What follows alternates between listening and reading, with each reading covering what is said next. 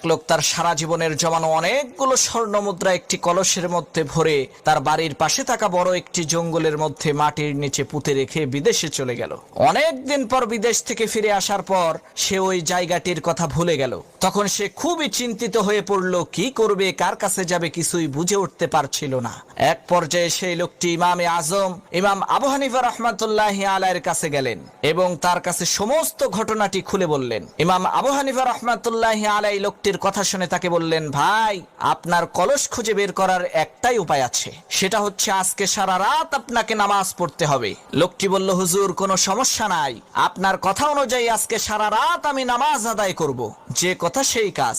লোকটি রাতের বেলায় নামাজে দাঁড়িয়ে গেল। আল্লাহর কি কুদরত, এক রাকাত নামাজ পড়তে না পড়তেই সেই লোকটির ওই জায়গার কথা মনে পড়ে গেল, যে জায়গায় লোকটি তার কলসটাকে লুকিয়ে রেখেছিল। লোকটি কোন রকম করে 2 রাকাত নামাজ শেষ করে একটা কোদাল হাতে নিয়ে জঙ্গলের মধ্যে দৌড় দিল।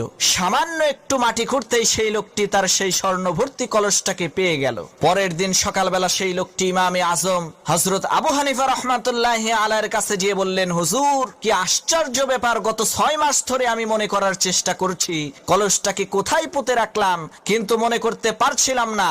আর আপনার কথা অনুযায়ী নামাজে দাঁড়ানোর সাথে সাথেই খুবই বিস্ময়কর ভাবে আমার ওই জায়গাটির কথা মনে পড়ে গেল। হুজুর, দয়া করে বলেন এর কারণ কি? তখন হযরত ইমাম আবু হানিফা রাহমাতুল্লাহি আলাইহি বললেন, ভাই শোনো, তুমি যে সারা রাত নামাজ পড়তে চেয়েছিলে, শয়তান কোনোভাবেই তোমাকে সারা রাত নামাজ পড়তে দেবে না।